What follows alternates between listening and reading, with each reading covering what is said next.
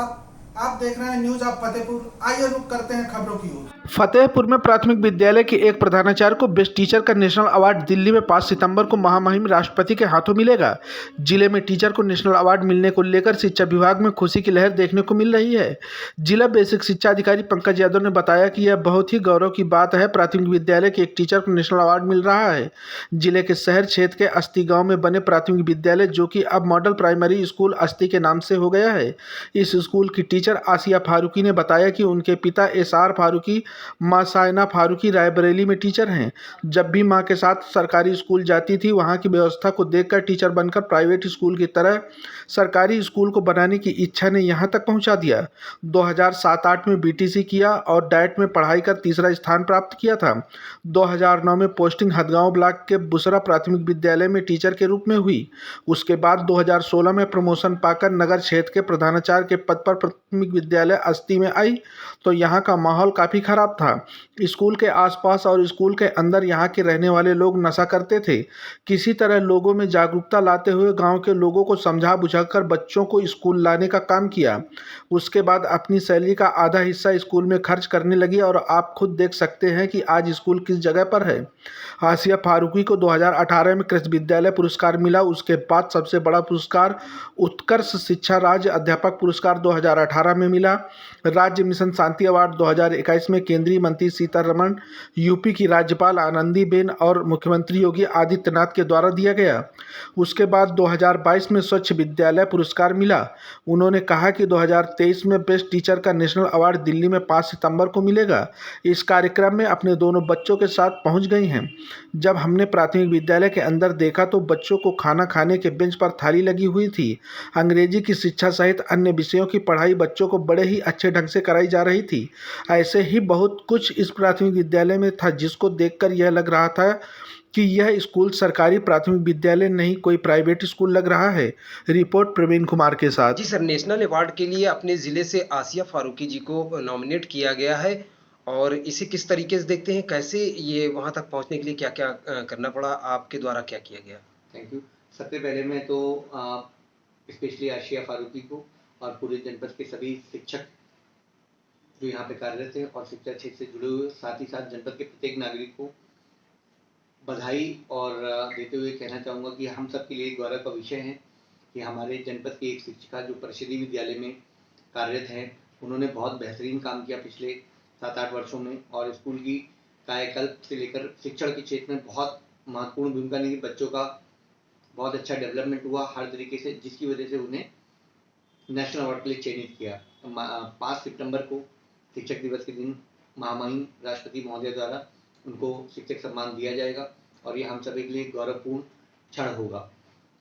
इसकी प्रक्रिया के बारे में मैं आपको बताना चाहूँगा कि सबसे पहले ऑनलाइन भारत सरकार का दिल्ली का नेशनल अवार्ड फॉर टीचर्स का एक पोर्टल बना था, नेट नाम से। उस पोर्टल पे सभी टीचरों को सेल्फ आवेदन करने थे। सेल्फ आवेदन में हमारे जनपद में 4 शिक्षकों द्वारा आवेदन किया गया था। उन 4 का डाइट प्रचार सर की अध्यक्षता में 4 लोगों की कमेटी बनी, जिसमें मैं, डाइट प्रचार सर, डीआई साहब और जीआईसी प्रिंसिपल जी थे। वहाँ पे हम लोगों ने सभी को इंटरव्यू करवाया, एक मॉक प्रैक्टिस भी करवाई। वहाँ 4 में से हमारे 3 लोग अलग अलग पैरामीटर्स थे, करीब 7-8 डिफरेंट कैटेगरी क्राइटेरिया था, उसमें हमको सबको नंबर देने थे। हमने जो नंबर दिए उसमें से 3 लोग लखनऊ सेकेंड राउंड के लिए, जो इंटरव्यू लखनऊ राजधानी में होना था, वहाँ पे हुए।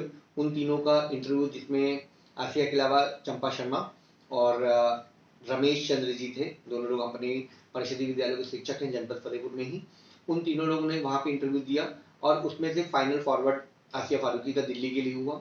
दिल्ली में भी एक इंटरव्यू इनका किया गया वीडियो कॉन्फ्रेंसिंग के माध्यम से और सारी प्रक्रिया पूरी करी। साथ ही में फीडबैक के लिए भी मुझे दिल्ली से इनके फीडबैक के लिए लखनऊ और दिल्ली दोनों जगह से कॉल आया, तो मैंने इन्होंने जो ग्राउंड पे मेहनत करी है और जो ये डिज़र्व करती थी, उन सारी चीज़ों को वहाँ पे अपना फीडबैक दिया और इन सारी प्रक्रिया से पूर्ण होते हुए इनको फाइनली पूरे देश के 50 टॉप शिक्षकों का अवार्ड माननीय राष्ट्रपति महोदय के द्वारा मिलेगा और ये जनपद फतेहपुर के लिए गौरव का विषय है। मुझे भी हर्ष है कि मेरे कार्यकाल में ये अचीवमेंट प्राप्त हुआ है, तो ये मेरे लिए भी जीवनदायक, हमेशा याद रखने वाली चीज़ बन गई है। Thank you. जी, मेरी पहली पोस्टिंग 2009 में हुई थी, एक ग्रामीण क्षेत्र में मैं थी। 2.5 साल वहाँ पर मैंने बहुत मेहनत से काम किया। उसके बाद मैं नगर क्षेत्र ट्रांसफ़र करवा के आई और एक वो दूसरा विद्यालय था। उसके वहाँ पर भी मैंने 5 साल बहुत संघर्ष किए।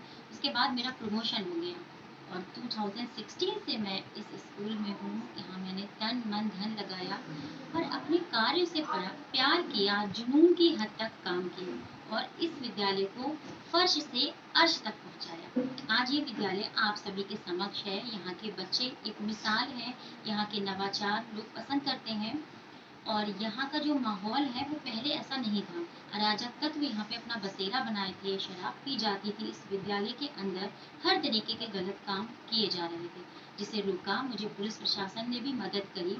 मेरे सारे जिला अधिकारी और मेरे जितने भी जिला बेसिक शिक्षा अधिकारी हुए, सबने मेरा सपोर्ट किया। उन्होंने मेरे जज्बे को पहचाना। उन्होंने देखा कि ये लड़की कुछ बदलाव करना चाहती है और एक साधारण सा प्राइमरी स्कूल आज मॉडल प्राइमरी स्कूल अस्ति के नाम से जाना जाने लगा है और पूरे देश में अपनी पहचान बना चुका है, जिसमें मेरे सारे पिलर्स, जो कि वो मेरे बच्चे थे, मेरी रसोइया थी, मेरे वॉलंटियर थे और मैं थी।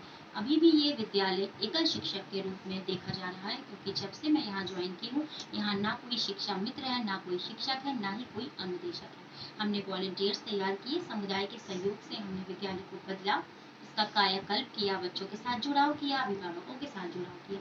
आज मैं बहुत खुश हूँ कि उन्हीं सबों की अथक प्रयासों से और लगातार मेहनत से कह सकते हैं कि सफलता का कभी कोई शॉर्टकट नहीं होता। मैं सबको यही संदेश देना चाहूँगी कि अगर आप सफल होना चाहते हैं तो बिना रुके, बिना थके लगातार परिश्रम करिए और ईश्वर आपकी मदद करेगा। रास्ते में बहुत मुश्किल होते हैं, बहुत सारी कठिनाइयाँ आती हैं, परेशानियाँ आती हैं, लोगों की बातें सुननी पड़ती हैं। जब कोई भी इंसान अच्छा काम करता है तो काफ़ी उसका विरोध भी होता है, लेकिन कहते हैं जब अच्छा काम करो तो बहरे बन जाओ और लगातार करो। इसी तरीके से मैं करती रही और आज मुझे यकीन नहीं होता है कि मुझे ये पुरस्कार मिल रहा है और मैं अपने डिपार्टमेंट का बहुत बहुत आभार करती हूँ। अपने जिला बेसिक शिक्षा अधिकारी पंकज यादव सर का आभार करती हूँ, जिन्होंने मुझे मेरा प्रोत्साहन बढ़ाया, मुझे मोटिवेट किया कि मैं ये पुरस्कार भरूँ और उन्हीं के कहने से मैंने इस पुरस्कार को डाला है और आज मैं इस पुरस्कार की हकदार बनी हूँ। तो इसमें सबका श्रेय जाता है मेरे पूरे विद्यालय परिवार का, मेरे उन सभी मित्रों का, उन सभी शिक्षक भाई बहनों का, जिन्होंने मुझे मोटिवेट किया, मेरे कार्यों को सराहा और मैं आज बहुत ज़्यादा खुश हूँ और पूरा फतेहपुर जनपद इस बात से बहुत ज़्यादा खुश है और मैं चाहती हूँ कि इन नन्हे मुन्ने बच्चों के भविष्य को संवारने के लिए मैं इसी तरह कार्य करती रहूँ और कभी भी अपने कर्म पथ से पीछे ना हटूँ। धन्यवाद। कि मैं एक आईएएस फैमिली से बिलोंग करती हूँ। मेरे 2 पीढ़ी में सब आईएएस रहे। मेरे ताऊ जी यहाँ के जिला अधिकारी थे और मेरे बड़े ताऊ शमसुर रहमान फारूकी पद्मश्री से सम्मानित हैं।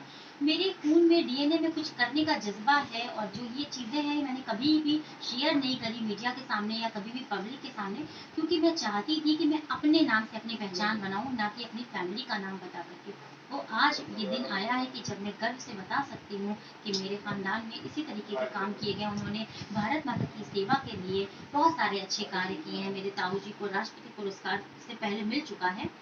तो अब मैं जिस एरिया में हूँ इसे बहुत ज़्यादा मलिन बस्ती कहा जाता था और मुझे बहुत ज़्यादा परेशानियाँ हुई यहाँ के लोगों की सोच को बदलने में। यहाँ नशे की बहुत बुरी लत थी, तो मैंने नशा मुक्ति अभियान चलाया। बेटी बचाओ बेटी पढ़ाओ पे मैंने इतनी बड़ी मुहिम चलाई कि 90 ड्रॉप आउट बालिकाओं का स्कूल में एनरोलमेंट कराया और जो महिलाएं बेरोजगार थी, अपने घरों में मारी पीटी जाती थी, उन्हें जागरूक कराया, उन्हें हेल्पलाइन नंबर की जानकारी दी, उन्हें मशीनें प्रोवाइड कराई और उन्हें स्कूल में कैंप लगा के सिलाई कढ़ाई क्रोशिया से जोड़ करके अपने पैरों पे खड़ा किया है और आपको रोजगार के लिए कमाने के लिए आगे बढ़ रही हैं, अपने घरों में सिलाई कर रही हैं, मार्केट में कपड़े के बैग मास्क ये सारी चीज़ें प्रोवाइड करती हैं, बेचती हैं और उसके पैसे से अपने बच्चों की पढ़ाई के लिए, उनके भविष्य के लिए कुछ छोटी मोटी सुविधाएं जुटा पाती हैं। तो मैं इन कार्यों को करके बहुत ज़्यादा संतुष्ट हो जाती हूँ और मैं सोचती हूँ कि अब मुझे नया क्या मुहिम चलाना है। मैंने ग्रीन आर्मी का गठन किया जो पर्यावरण की सुरक्षा के लिए काम कर रही है। सिर्फ विद्यालय को ही ग्रीन स्कूल मुहिम के तहत मैंने हरा भरा नहीं बनाया है, बल्कि इस पूरे एरिया को साफ सुथरा स्वच्छ बनाने का प्रयास जारी है, जिसमें बहुत सारे अभिभावक भी सहयोग करते हैं और ये बच्चों की छोटी सी टीम है जो बहुत अच्छा काम कर रही है। मेरे विद्यालय की एक पत्रिका निकलती है जिसका नाम है अस्ति की उड़ान। ये पत्रिका लोगों को गाइड करती है। इसमें हमारे नवाचार हैं, बच्चों के लिखे हुए लेख आर्टिकल और कहानियाँ हैं जो समाज को बदलने में थोड़ा थोड़ा सा योगदान देते हैं। हमारे बच्चे इस छोटे से जनपद में अपनी पहचान बना रहे हैं, राज्य स्तर पर भी पहचान बना रहे हैं। बहुत बहुत आभारी हैं अपने उन सभी अभिभावकों के कि जो अपने बच्चों को हमारे विद्यालय में भेजते हैं और नियमित भेजते हैं, प्रॉपर ड्रेस में भेजते हैं और जिस तरह से हम चाहते हैं कि वो अपने बच्चों पे ध्यान दें, तो वो हमारा सहयोग करते हैं।